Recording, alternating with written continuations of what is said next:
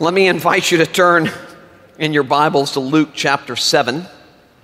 We're going to look at verses 36 through 50 this morning. Luke chapter 7. We're beginning a new series this morning. We concluded a 14-week series on James, but I mentioned last week that we would begin a new series, a 6-week series, starting today, simply entitled Pictures of Grace. And the goal of this series really is to go back to the Gospels and to look at various aspects of Christ's ministry. We're going to look at a few parables and a few stories from the Gospels so that we can, by God's grace, have a radically fresh encounter with the amazing nature of God's grace and mercy. And so that's the goal. And this week we're looking at Luke chapter 7, a famous story, verses 36 through 50. Luke chapter 7, verse 36. One of the Pharisees asked him, Jesus, to eat with him. And he went into the Pharisee's house and took his place at the table. And behold, a woman of the city who was a sinner, when she learned that he was reclining at table in the Pharisee's house, brought an alabaster flask of ointment. And standing behind him at his feet, weeping, she began to wet his feet with her tears and wiped them with the hair of her head and kissed his feet and anointed them with the ointment. Now when the Pharisee who had invited him saw this, he said to himself, if this man were a prophet, speaking of Jesus, he would have known who and what sort of woman this is who is touching him, for she is a sinner. And Jesus answering said to him, Simon, I have something to say to you. And he answered, say it, teacher. A certain moneylender had two debtors. One owed 500 denarii and the other 50. When they could not pay, he canceled the debt of both. Now which of them will love him more? Simon answered, the one, I suppose, for whom he canceled the larger debt. And he said to him, you have judged rightly. Then turning toward the woman, he said to Simon, do you see this woman? I entered your house. You gave me no water for my feet, but she has wet my feet with her tears and wiped them with her hair.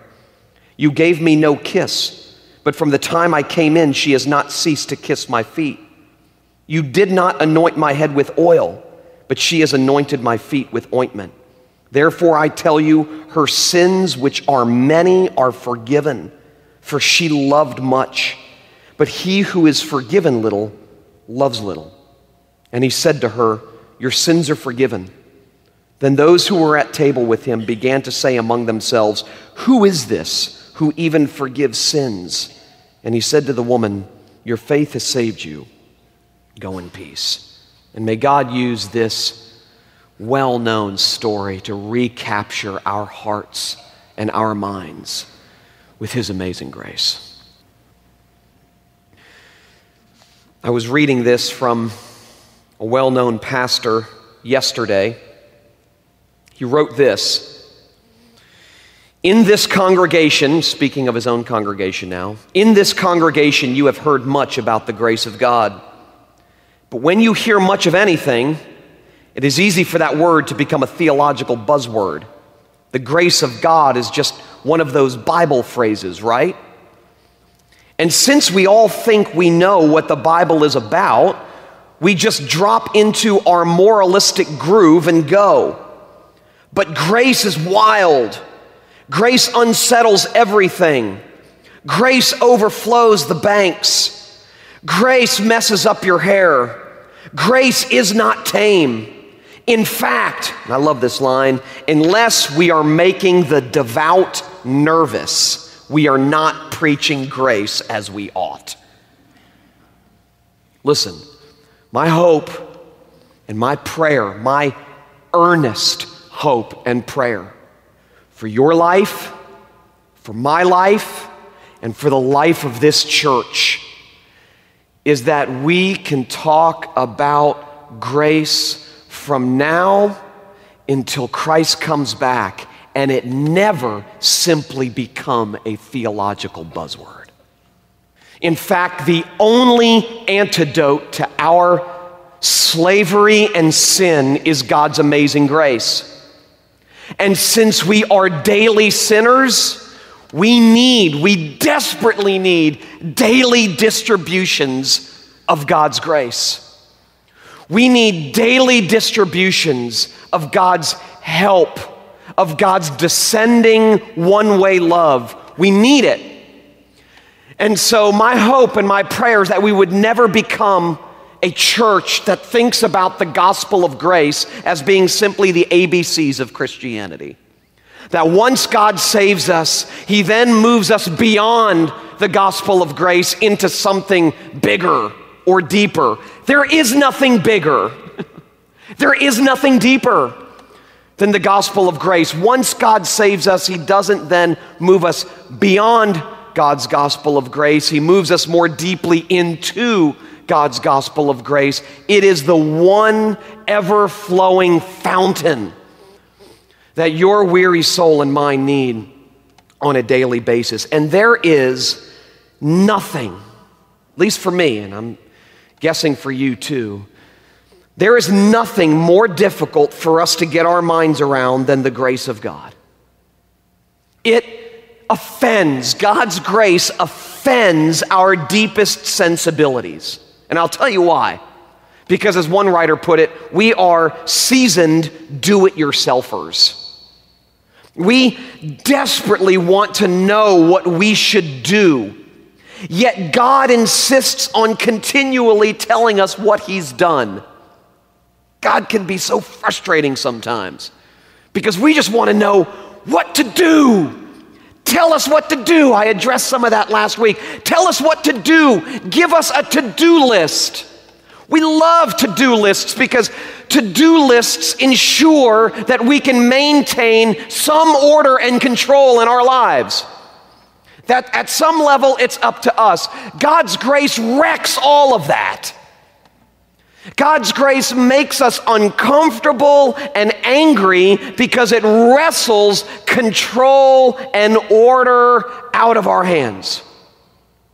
And so it's an incredibly difficult thing for us to get our hearts and our minds around. Grace also, as I was thinking about it yesterday, scares us to death. It absolutely scares us to death because it has nothing to do with us and our efforts. I mean, whether we realize this about ourselves or not, we love self-glory. We love it. I love it. You love it. We love it. In fact, it is incredibly humiliating and frustrating that amazing grace shouts, it's all about what Christ has done and has nothing to do with what we do. It's just so frustrating. We want to have some part to play. We want some credit at some level. A conditional world is so much safer than an unconditional world. Because a conditional world keeps us in control. It's formulaic. You do certain things, and certain things are guaranteed to happen. We love predictable formulas. We love it. We understand conditions. Conditionality makes sense. Unconditionality, on the other hand, is totally incomprehensible to us. It doesn't make sense. Conditionality, that makes sense. Do certain things happen. It's formulaic. We love it. It keeps us in control. It keeps us safe and orderly as far as we know. It's unconditionality that is incomprehensible. It's scary. It definitely messes up our hair. We are so conditioned against unconditionality. It's amazing. We don't know what to do with it. We hear about God's unconditional grace and we smile when we hear it, and if we've grown up in church, we say, yes, I believe it. But it's the functional unconditionality of grace that we just can't get our hearts and minds around. It's where unconditional grace meets us at the point of daily life that we shrug our shoulders and say, I don't know what to do with this. It doesn't seem to make sense. unconditional grace doesn't seem to work in a conditional world. It's a pipe dream. It's something we can gather on Sunday mornings and talk about, but as it concerns our actual daily life, this doesn't work. And we are Americans, so we care first and foremost about what works. We're pragmatists to the core. And so unconditional grace just seems so otherworldly. It seems like it's from another planet. And we're not exactly sure what to do with it. We are so conditioned against unconditionality because we're told in 1,000 different ways that accomplishment precedes acceptance, that achievement precedes approval. Our society demands two-way love. I do certain things for you, and I expect you then to do certain things for me. Everything's conditional. If you achieve, only then will you receive meaning and security and respect and love and so on. That's the world we live in. But grace, according to one writer, as I've mentioned, is one-way love. Grace is love that seeks you out when you have nothing to give in return. Grace is love coming at you that has nothing to do with you. It's being loved when you are unlovable. That's what it is. And like Job's friends, we naturally conclude that good people get good stuff and bad people get bad stuff. The idea that bad people get good stuff is thickly counterintuitive. And that is precisely what the Bible teaches. It's precisely what the Bible teaches. I mentioned this a few months ago. The Bible is not a record of good people earning God's blessings. The Bible is a record of bad people receiving God's blessings because Christ earned them for bad people. That's what it's about. There's no one in the Bible who's good and therefore gets good stuff. That's why Paul has to reiterate in Romans chapter 3, there is no one who's righteous. No, not one. Every single one of our so-called good works are tainted by impure motives and are therefore sinful, so that even our best works need to be repented of, according to the Bible. It's amazing to think that we come to the place where we actually believe we're pretty good people. I mean, the question is not, why do bad things happen to good people? The question is, why do good things happen to anybody? Because we're all bad. That's the amazing thing. That's the amazing counterintuitive nature of God's grace. God's grace tells us that bad people get the good stuff. And that doesn't make sense. This story is a perfect example of that right there. It just seems so unfair. It offends our sense of justice. The economy of grace makes us cry foul. It just does. Even those of us who have tasted the radical saving grace of God find it intuitively difficult not to put conditions on grace. So we hear stuff like this: don't take it too far, be balanced, okay?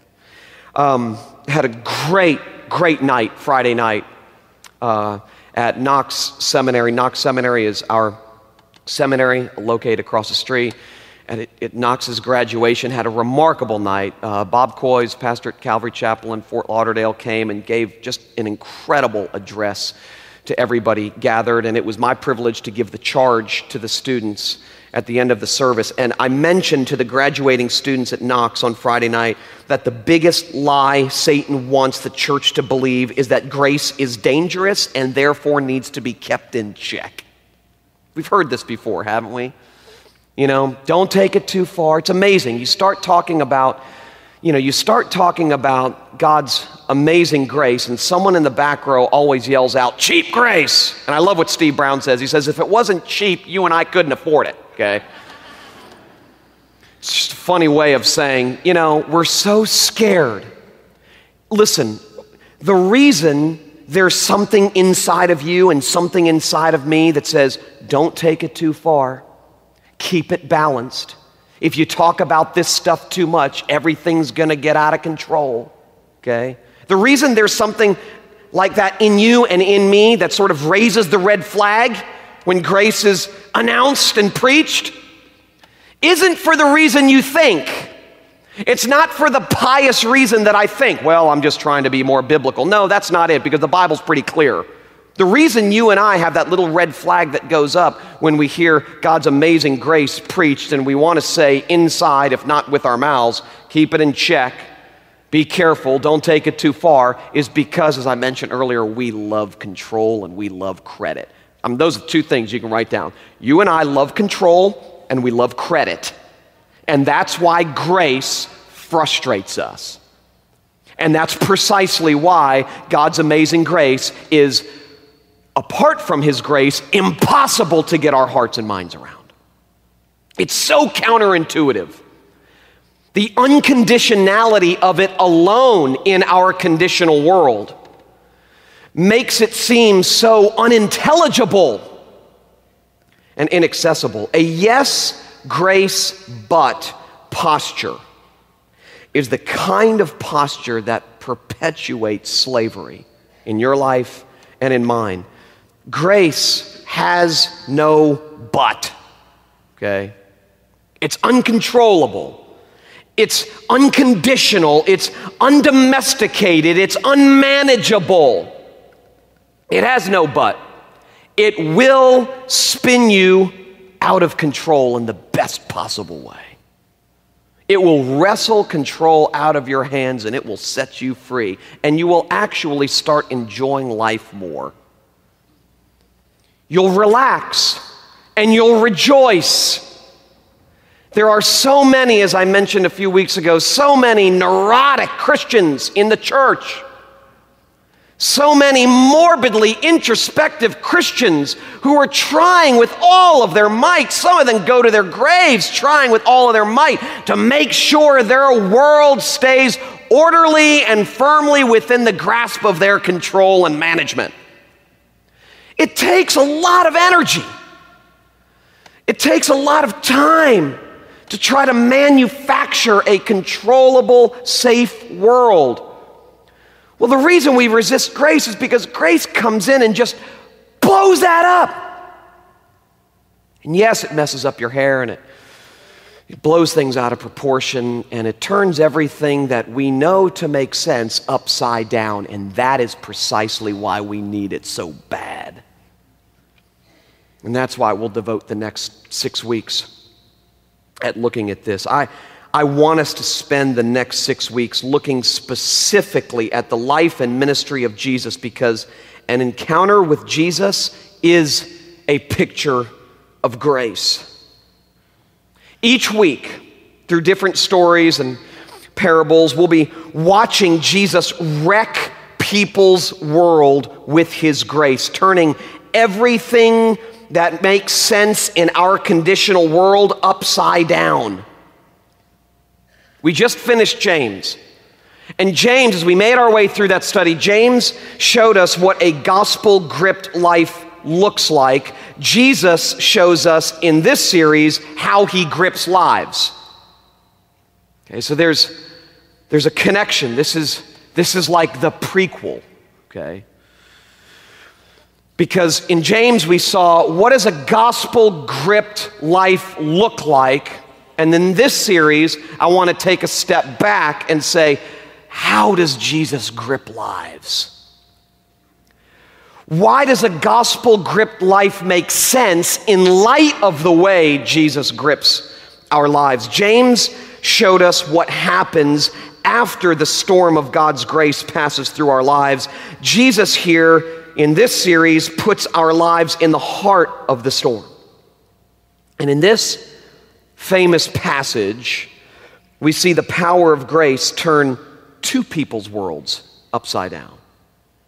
There is a double rescue taking place in this passage. The rescue of the moral person, the Pharisee, and the rescue of the immoral person, or the prostitute. The most ardent moralist and the most passionate sinner are both after the same thing: freedom. The moral person concludes that I can find freedom and fullness of life if I keep the rules. The immoral person concludes that I can find freedom and fullness of life if I break the rules. Both the moral person and the immoral person embark on burdensome self-salvation projects. Both are depending on themselves to deliver the freedom and fullness of life that they long for. And Jesus in this story comes to set both free. I say humorously but truly that my life is really the tale of two parts. As many of you know, my testimony, I grew up in a remarkable Christian home and middle of 7 children. My parents raised all of us very, very well. Well, most of us. They gave up on the 7th child, but 6 of us anyway. You know how it is. You get old and tired, and the last one's always a mess. He's doing great. I'm just kidding. Sorry, Anthony, if you listen to this. We pick on each other publicly whenever we have the chance. They raised us remarkably well, but for whatever reason, at the ripe young age of 16, I dropped out of high school. I got kicked out of my home. I was the black sheep of the family. God didn't save me till I was 21 years old, but I tell people all the time that for the first 21 years of my life, I tried to find freedom and fullness of life by breaking the rules, by doing whatever I wanted, by getting rid of any obstacles that got in my way. I thought real freedom could be had and found if I could just do whatever I want to do, whenever I want to do it. That's the first part of my life. Then God saves me at 21. And from the time I've been 21 years old, I've been in some way, shape, or form trying to find freedom and fullness of life by keeping the rules. One is typically a non-Christian problem. The other is typically, although not exclusively, a Christian problem. We actually believe that God will love us more if we're good and well-behaved. As if our goodness and our behavior determine God's affection for us. Thank God it doesn't. And even if it did, it would make Christ's life, death, and resurrection irrelevant and unnecessary. If our goodness, if our performance, if our behavior could earn and then keep God's favor and affection, Jesus becomes unnecessary. And so, oftentimes what we see when we read a story like this is that, there are two types of people in this world, and actually two types of people inside the church. There are still those, and I still have my moments where I'm trying to find freedom and fullness of life by getting everything out of the way. It's just so I can do whatever I want to do. Okay, so that's a Christian problem too. But oftentimes the case for Christians is we really believe we can find the freedom and the rescue and the fullness of life that we want if we just keep within the lines. Check off the to-do list that the preacher gives us every Sunday. We love to-do lists. We love them. Okay, they resonate with our law-marinated hearts, with the conditionality of our world. To-do lists make sense in a conditional world. What I want to show over the course of this series is that to-do lists make no sense in an unconditional world. To-do lists with God. And so here we see a double rescue taking place, a rescue of an immoral person, but also the rescue of the moral person. So just first, the rescue of the religious moral person. Normally when we think of people in need of God's rescuing grace, we think of the unrighteous and the immoral. We think of the really bad person. When we think of persons in need of God's rescuing grace, we think of the immoral person, we think of the unrighteous person. But what's fascinating to me in the Bible is that throughout the Bible, it's the immoral person that gets the gospel before the moral person. Always. It's the immoral younger brother in the parable of the prodigal son who gets it. It's the moral older brother who doesn't. In this story, it's the prostitute who gets it. It's the Pharisee who doesn't. And you find that throughout the Bible, Old Testament, New Testament. It's amazing to me that it's always the unrighteous, immoral person who gets grace before the righteous, moral person. And what we see in this story is that God's grace wrecks and then rescues not only the promiscuous, but the pious. You know, we often think about our need for rescue. We think about the promiscuous who needs to be rescued. Rescued for what? So that they can become pious. Listen, we need to be rescued. I'm using this word generally and using the metaphor from the story, from piety as much as promiscuity. In fact, one of the most dangerous things that can happen to Christians is that we become proud of our obedience. Think about your own life, okay? When do you sense God's amazing grace in the thickest way? Is it when you've had a good day or when you've had a bad day? I'm proud of my good days. I love patting myself on the back on my good days. I was kind to this person. I was a good husband today. I was a good father today. I did everything right. God must be so proud of me today. Okay? It's the bad days where I go to bed going, apart from your saving grace, I am finished. Thank God for Jesus. That's what's going on here. Here we have the immoral, unrighteous prostitute who sees. And it's the moral, pious Pharisee who doesn't. And as Jerry Bridges says, we are all Pharisaical by nature. We are all self-righteous by nature. Ever since the Garden of Eden, when Adam and Eve tried to shun the righteousness that God was offering in favor of their own fig leaf righteousness, we've been doing the same thing, covering ourselves up. Instead of relying on an alien righteousness and outside of us righteousness to clothe us, we try with all of our might to secure our own righteousness, to secure our own rightness and sense of worth and security and meaning and purpose. And what we see here is that God's amazing grace not only rescues and wrecks the prostitute, but also the pious. This Pharisee, interestingly, he can't get his mind around this, okay? And there's a lot going on here in this story. I mean, a number of things that I even read this morning, that for a married woman, okay, to walk into a setting like this with her hair down justified divorce, okay, in ancient Judaism. I mean, the fact that there are and for an unclean person like this prostitute to touch a clean person like Jesus would render the clean person unclean and unable to go even near the temple.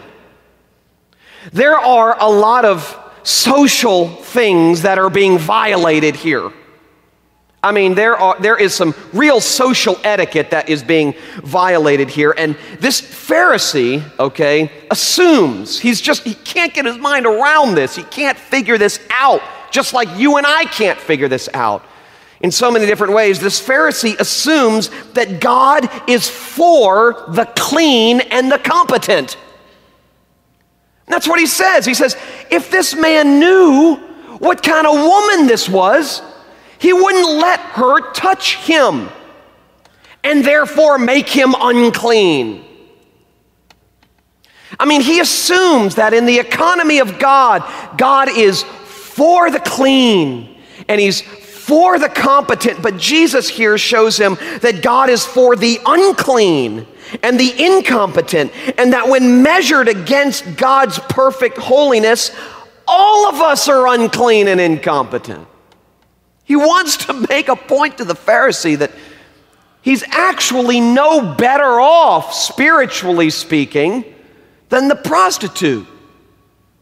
He's assuming that God is for the clean. Now, there is a sense in which God is for the clean.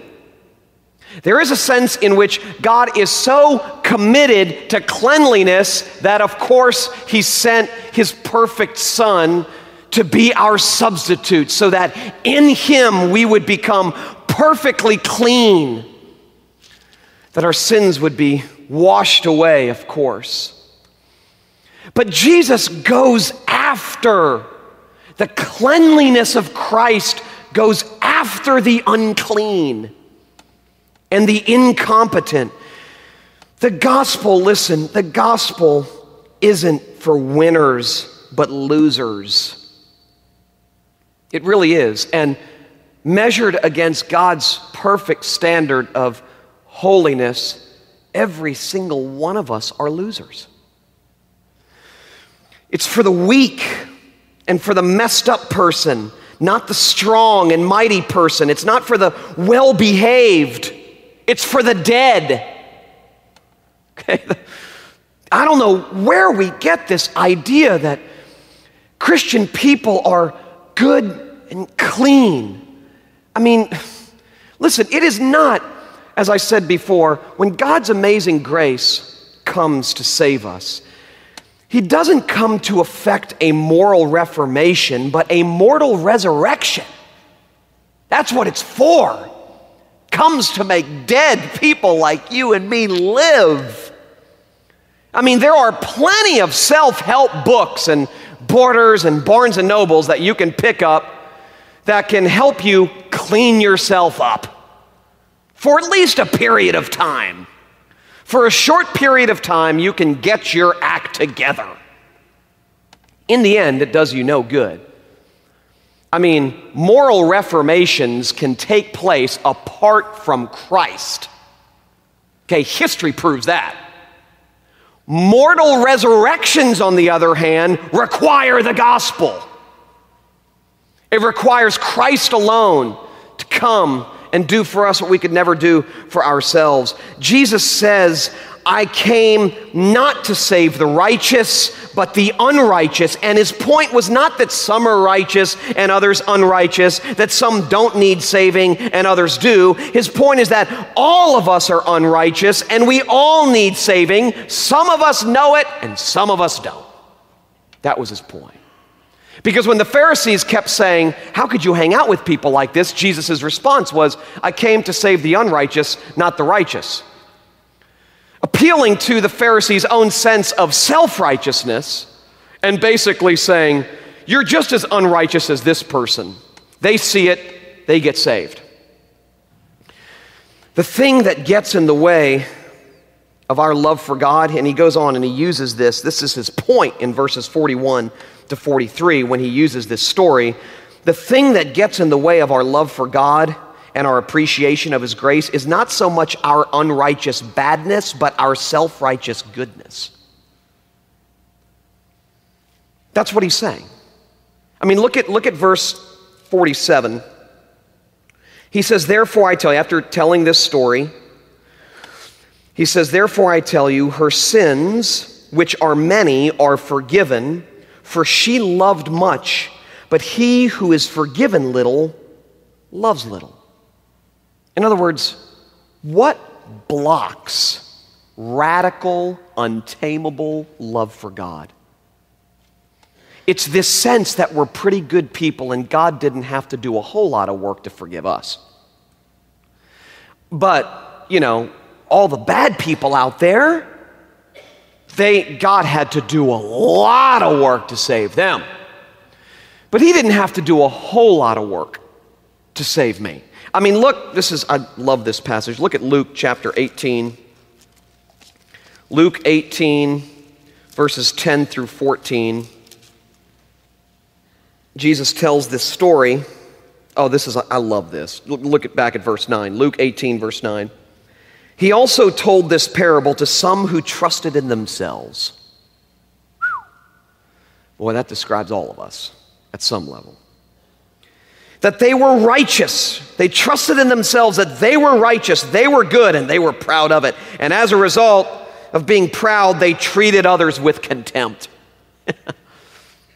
I want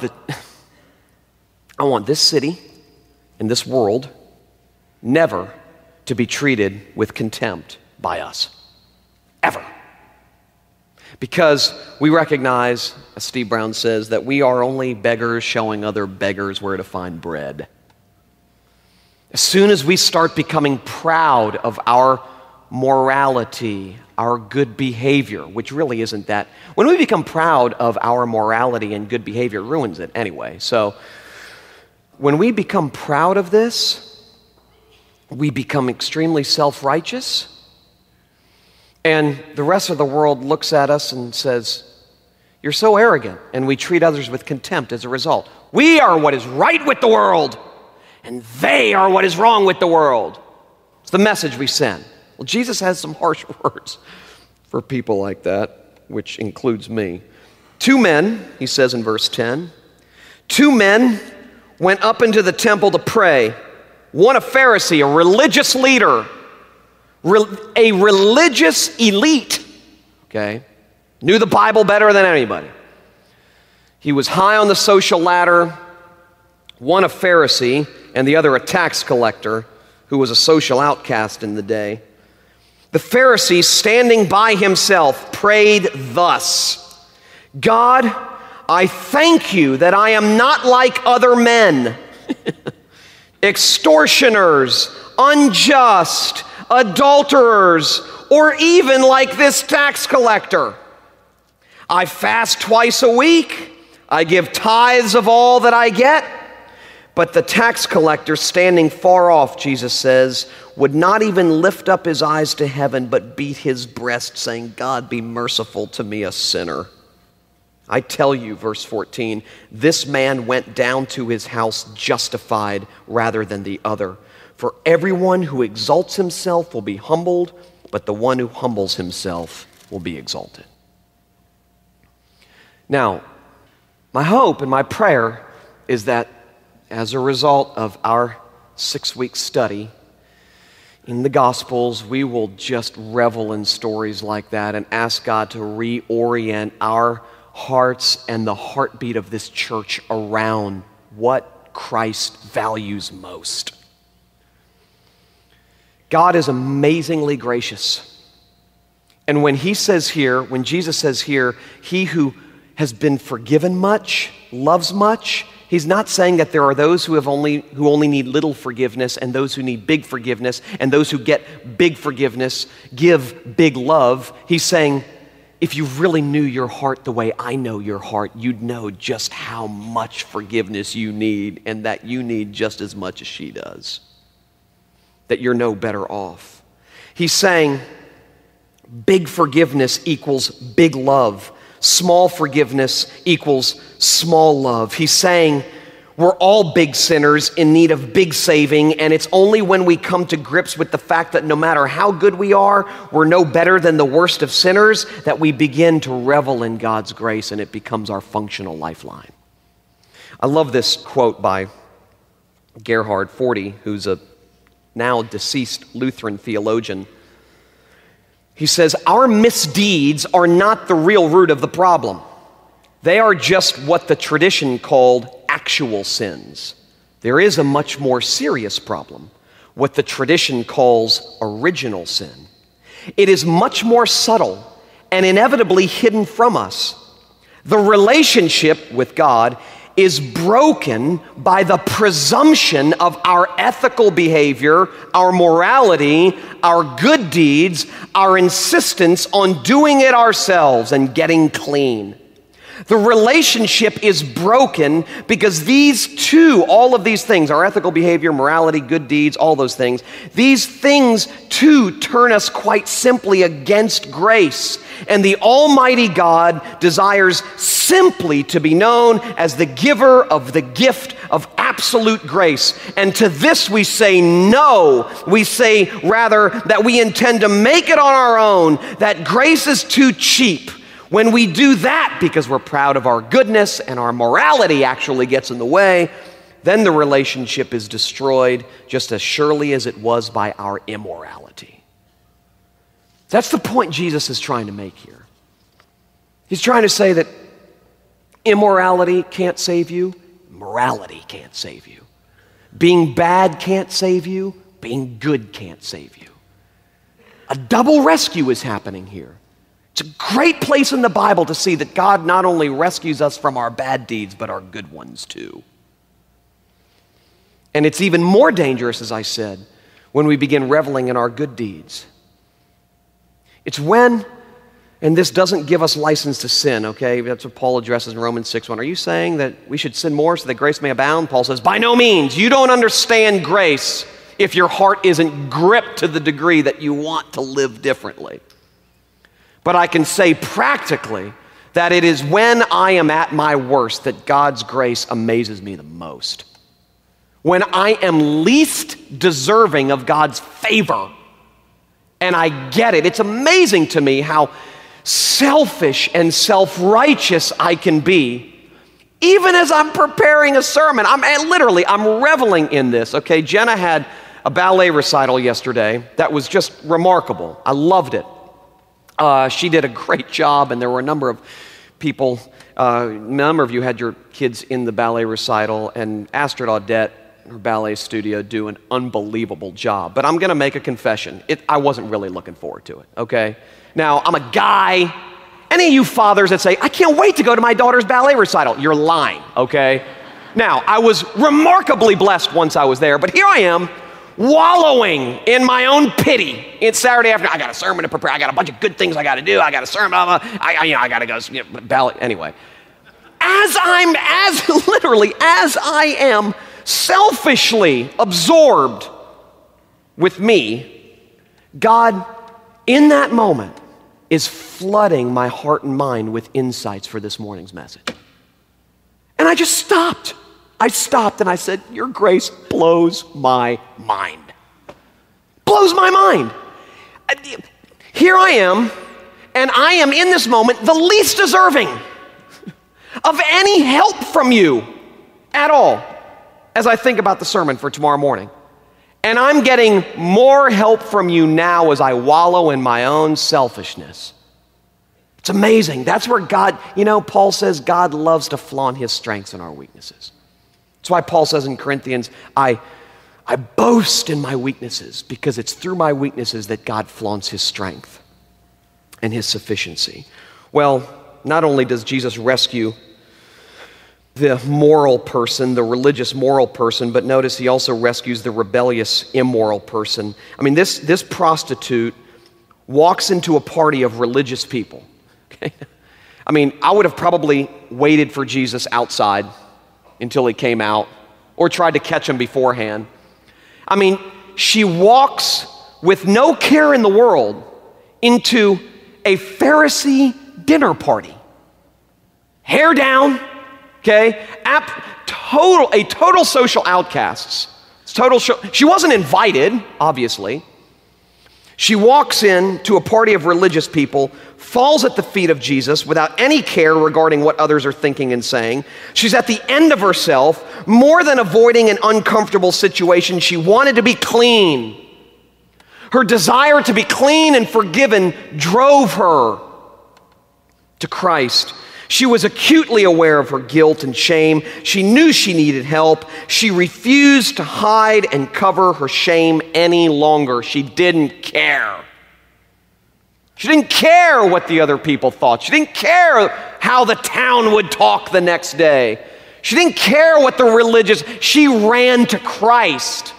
It's when we come to the end of ourselves that we come to the beginning of grace. And she came to the end of herself, barges into this party, this social outcast, a party of religious people, and falls at the feet of Jesus and weeps and washes his feet with ointment and tears and dries his feet with her hair. I mean, all sorts of inappropriate social things are taking place in this moment. She didn't care. I remember hearing a secular psychologist once say, I could dismiss half my patients tomorrow if they could simply be assured of their forgiveness. Listen, the gospel does not demand that you get clean before you come to Jesus. I know that sounds basic, but we try it all the time. It's the silly story of the guy who gets into, well, here, this is the way that I heard it put. If you, last night, got into a car wreck and you were charged with driving under the influence, and it made front page news in today's paper, and everybody in this church read it, would you come to worship? Now, most of us would say, what are you, nuts? I'll give it a few weeks to sort of settle down. I mean, no way. That's as silly as getting into a wreck, breaking your legs and your arms, the ambulance coming to the scene of the accident, and begging the ambulance to please take you home first so that you can change your clothes and take a shower and get all cleaned up before you go to the hospital. Listen, the church is not a country club for saints. It really is, in many ways, a hospital for sinners. It treats us with God's grace. The gospel is the balm that treats us. And so many of us come to the realization that we must get clean before we go to Jesus. We're afraid to go to Jesus. Even as Christians, we're afraid to go to Jesus. We're ashamed to go to Jesus because we know we're unclean. And I love the old hymn, let not conscience make you linger, nor a fitness fondly dream. All the fitness he requireth is to feel your need of him. Our only hope for getting clean is to come to Jesus. Jesus attaches no strings to his love whatsoever. None.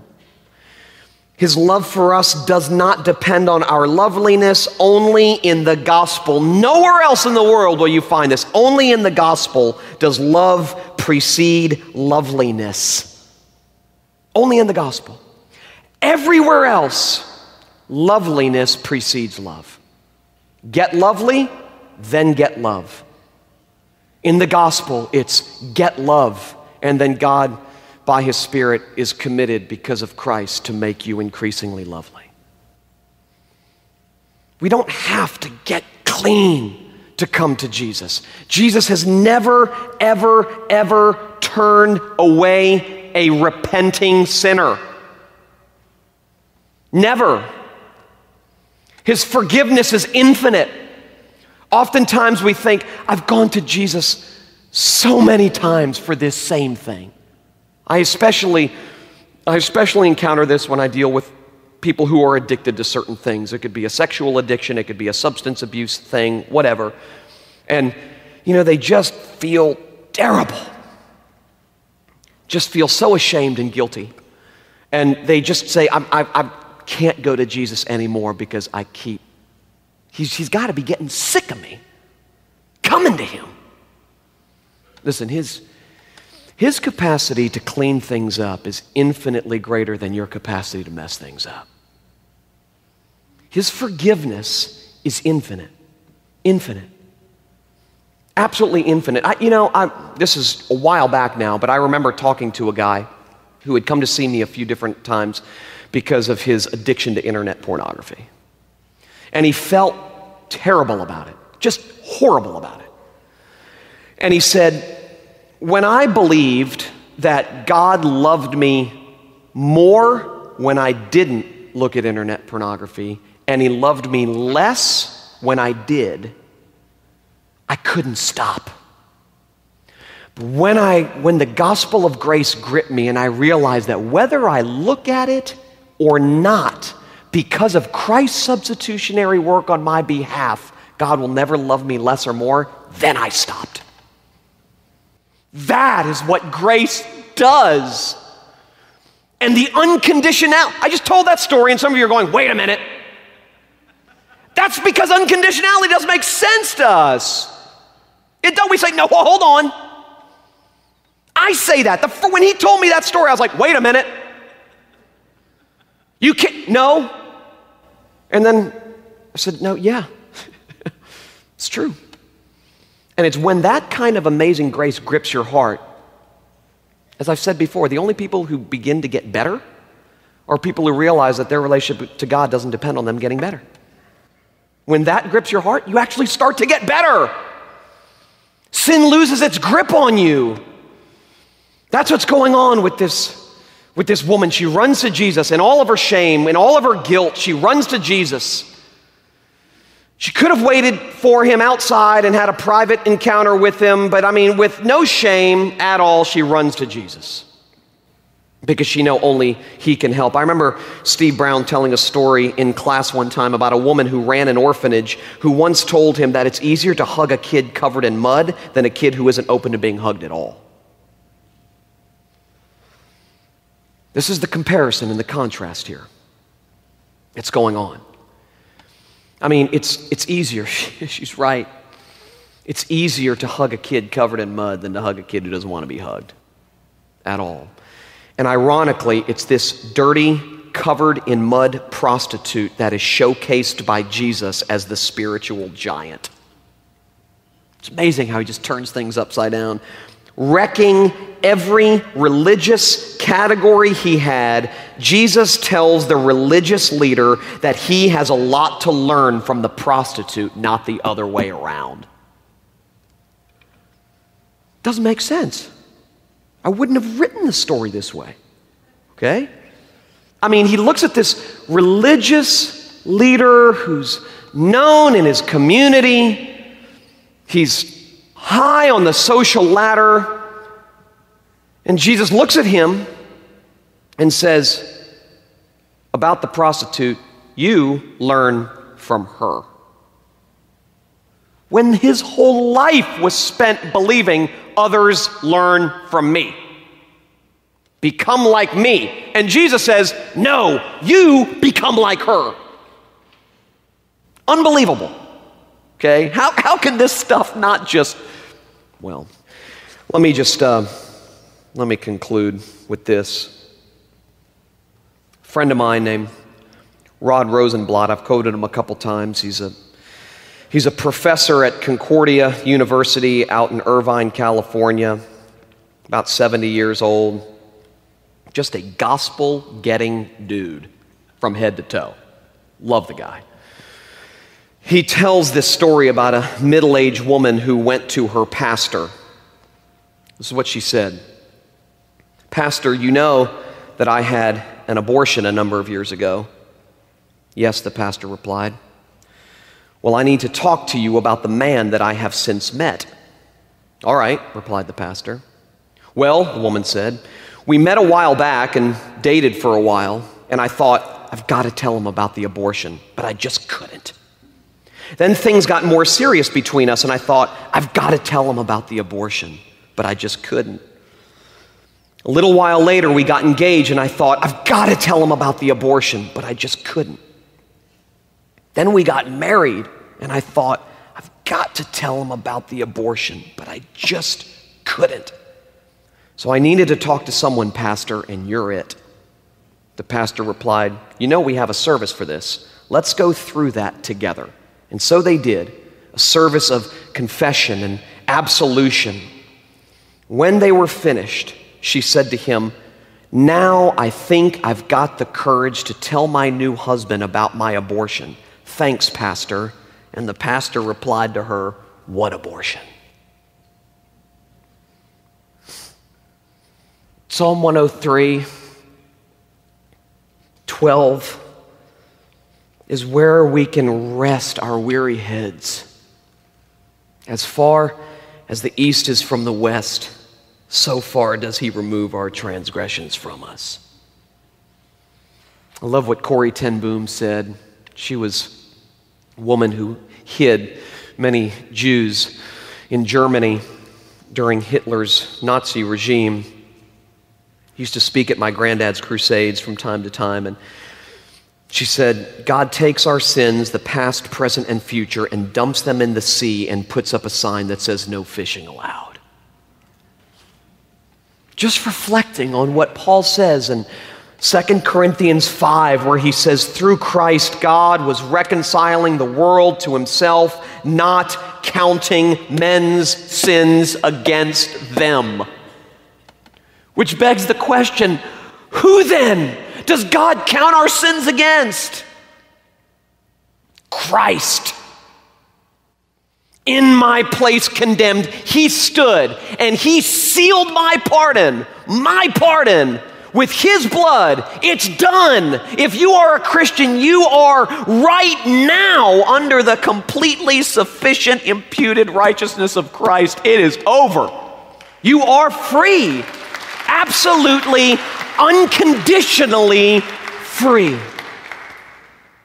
And it's that Jesus came to teach both the prostitute and the Pharisee. The gospel confronts our morality and our immorality and rescues us, saves us